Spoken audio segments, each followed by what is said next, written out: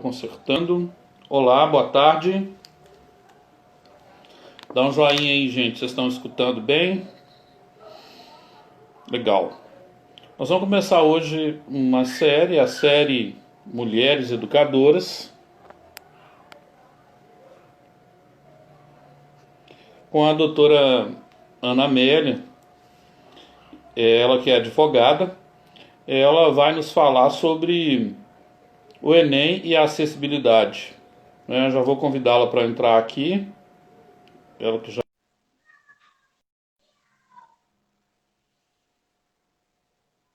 Ótimo. Peço a você que convide mais alguém aí, né? Olá, Olá, boa tarde, tudo Ana bem, Amélia. professor? Olá.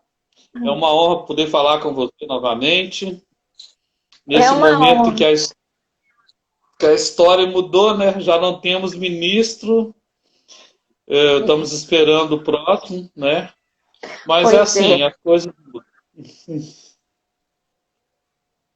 a saída do ministro recente, né? Isso. E, Ana, você acha que a saída de um ministro impacta no Exame Nacional do Ensino Médio? Ai, Aguarda um com pouquinho que eu vou te certeza. apresentar. Tá. Gente, hoje nós estamos nessa série da Mulheres Educadoras. Nós estamos no terceiro dia. Eu quero te agradecer, Ana, pela disponibilidade. Você que é advogada do escritório JB Leopoldino. Você que é uma estudiosa, mestre, faz o doutorado em Lisboa, não é isso? Em Coimbra, em E Portugal. em Coimbra, em Coimbra. É, é muito bom poder falar contigo, né? Que E bom, hoje o prazer é nosso meu de tema estar é aqui. Enem, né?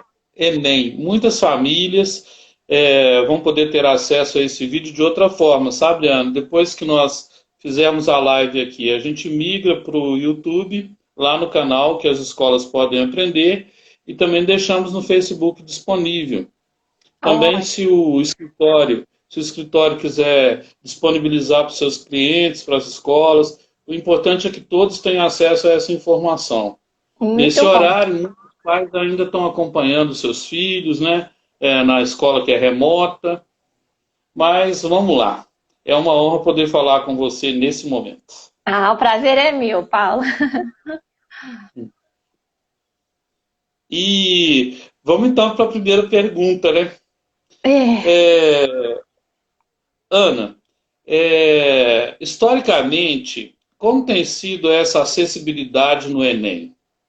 Desde sempre houve uma oferta, né, de recursos de acessibilidade para os participantes da prova. Como é que é isso?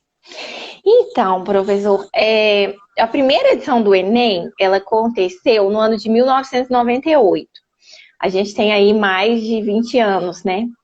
E essa primeira edição, ela foi caracterizada por uma ausência de recursos de acessibilidade. Ou seja, na primeira edição, lá em 98, não teve recursos de acessibilidade para quem precisava de atendimento especial para a realização da prova.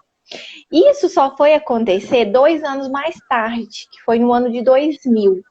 Aí, desde o edital, teve a previsão para que tivesse recursos de acessibilidade, a pessoa declarava a sua necessidade e aquilo seria disponibilizado.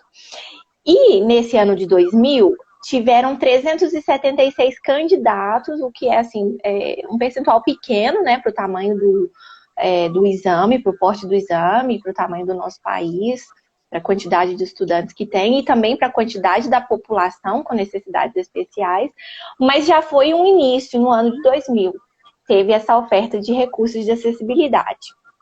E aí, o INEP, que é a autarquia federal responsável pela organização do exame, ela coloca um dos marcos principais do exame, que no ano de 2011 houve um marco de 20 mil candidatos com necessidades especiais participando do exame.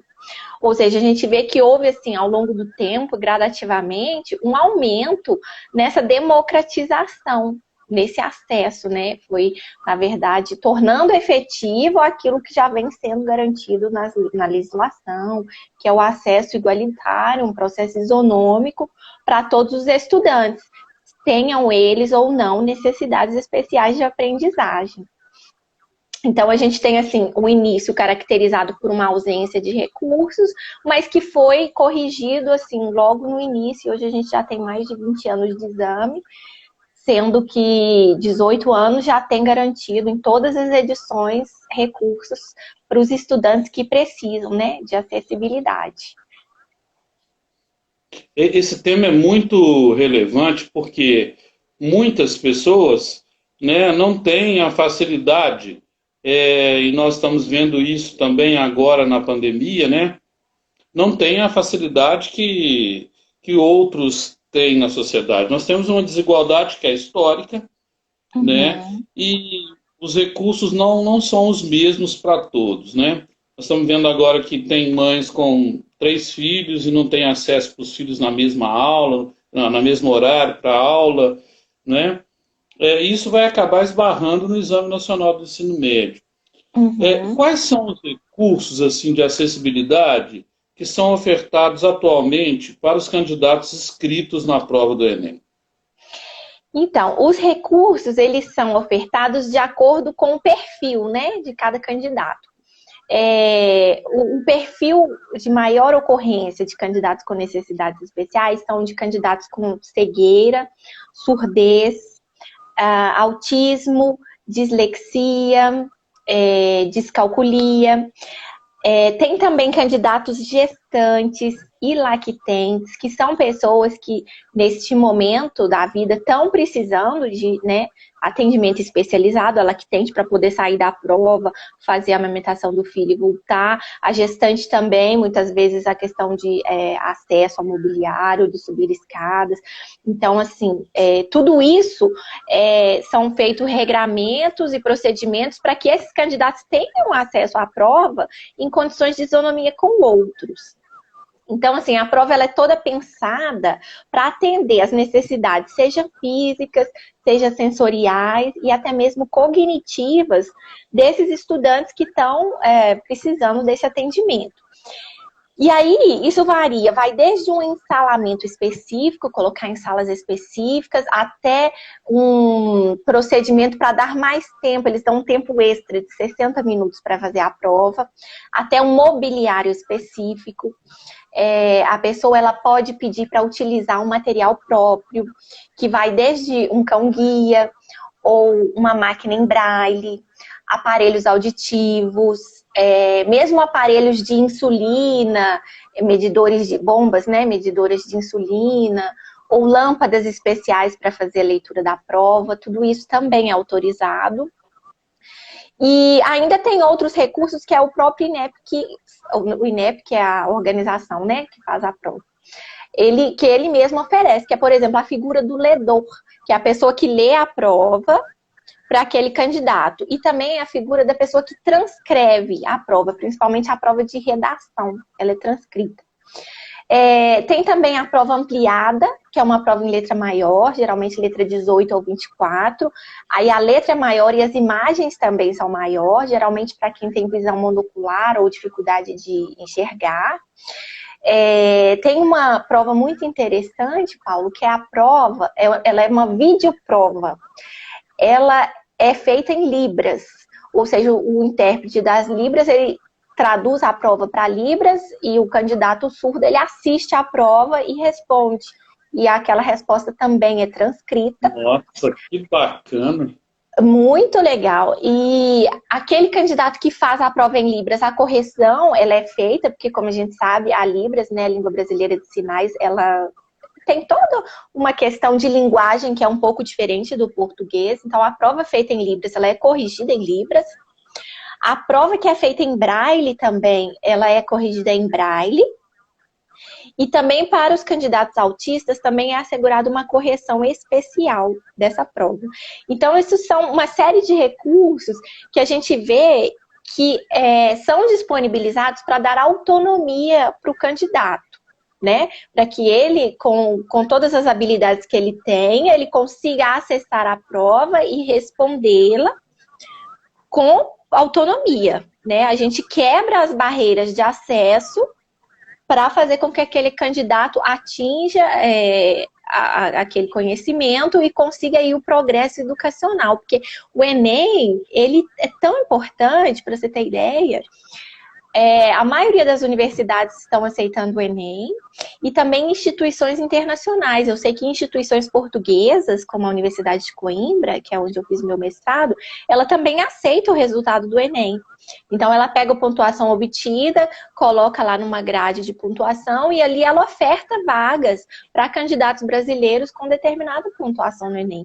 Para você ver quanto que esse exame é importante e quanto que o acesso a ele tem que ser garantida para todos os nossos estudantes, né? Tenham eles alguma deficiência, alguma necessidade especial de aprendizagem ou não.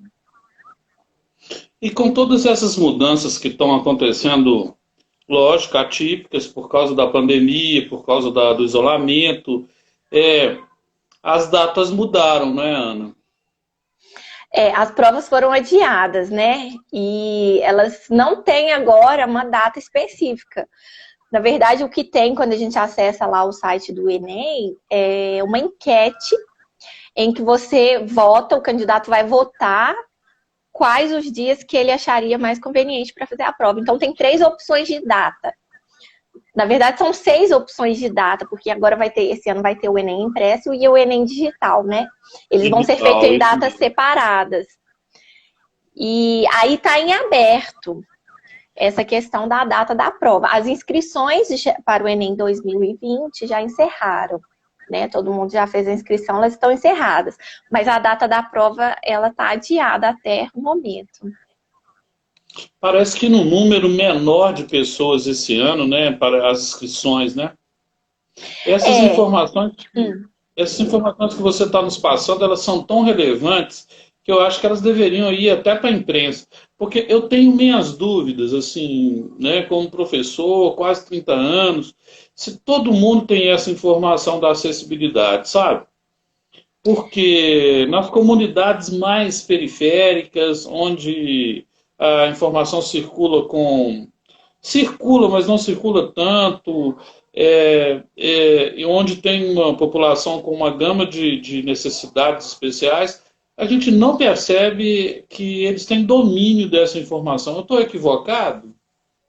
Não, Paulo, eu também tenho essa mesma sensação que você, sabe? Que isso deveria ser mais divulgado, porque assim, a gente tem um histórico educacional, se a gente olhar para trás aí, de um processo de exclusão, né? O nosso sistema educacional, ele originalmente, ele é excludente, né? As pessoas com necessidades especiais, antigamente, elas viviam trancadas dentro de casa, elas não tinham perspectivas de estudo, muito menos de ingresso no mercado de trabalho. Então, a gente tem realmente um período de exclusão na nossa história e na história da educação brasileira.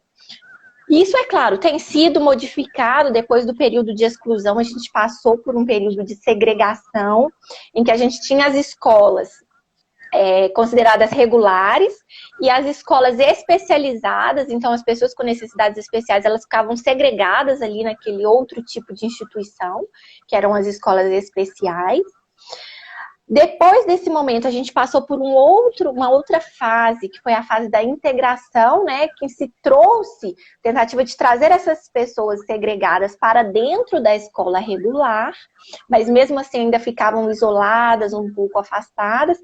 E o momento que a gente vive agora, que é o que a gente chama de inclusão, que é realmente fazer a inclusão das pessoas, a gente fala até com necessidades especiais de aprendizagem. A gente prefere usar esse termo do que usar o termo pessoa com deficiência quando a gente está tratando de educação, para que elas aprendam em conjunto com todos os estudantes considerados regulares.